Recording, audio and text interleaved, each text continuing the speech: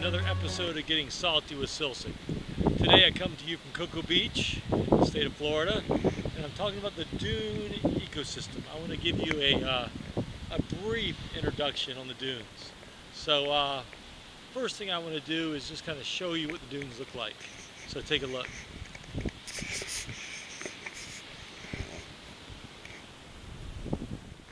Now, I wouldn't exactly call this a pristine ecosystem.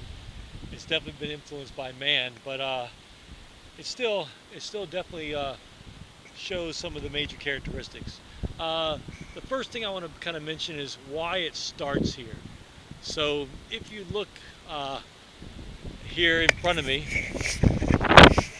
you'll see where the dunes begin. And basically the dune system is a higher elevation area that's basically built up because of the thick rhizomes of some of the plants that are found here.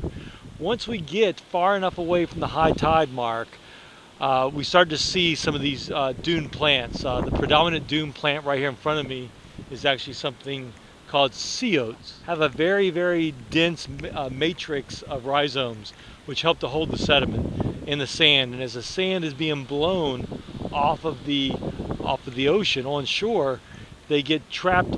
They're in the grasses, the velocity decreases, the sands fall out, and they start to collect. So sea oats is actually a protected plant because it serves such an important role. Right now where we're at is an area called the Four Dunes. Right here, just in from the berm, the beginning of the dune system. So take a look at the ocean. High tide mark is below us elevation-wise. Rarely will this area become submerged. Where I am right now, the main time that this area would be submerged would be with hurricanes or other storms. The sea oats out here is the predominant plant, and the rhizomes are what's holding the sand in. And if we walk a lot on these rhizomes, we can actually crush them and actually kill the plants. That's why it's so important to actually stay off the dunes, not to walk through the plants. But as we walk a little farther in, I'll show you some of the other vegetation that we might see. So now I'm kind of past the beginning of the Four Dunes, and the elevation drops down a little bit, and we start to see lots of other plants. Here, let me just kind of show you what this area kind of looks like.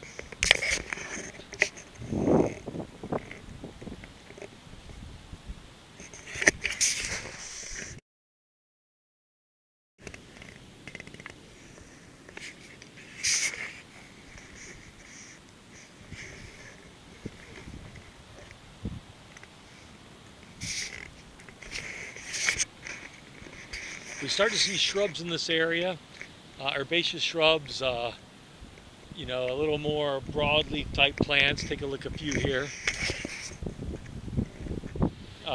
Here's a plant right here I want to show you.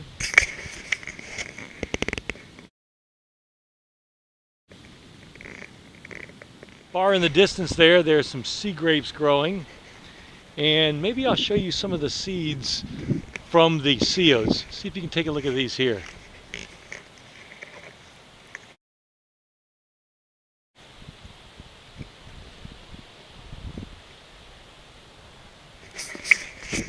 Very important plant. If we go much farther south, this plant will not be found. We're pretty much at the southern limit where we find the sea oats. Thrown into the ecosystem, in addition to these grasses, we see some other plants. There's actually a prickly pear cactus I want to kind of show you here right in front of me. Take a look.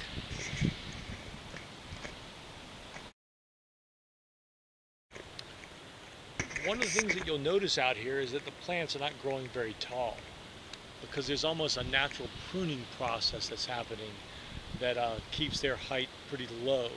And the mechanism behind this is salt spray. Now, from the ocean, we have a lot of onshore breezes bringing in salt in the air, and as the salt lands on the leaves of the plants, it actually kills the leaves, pruning the plants naturally. So most of the plants are growing very low to the ground. So now I'll pan the camera so you can see what I'm talking about.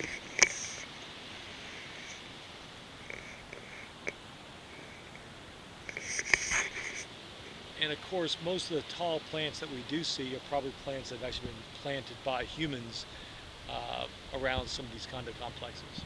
So once again, we're in the dune ecosystem, very important ecosystem for stabilizing the beaches and protecting what's behind the beaches. Thanks for watching.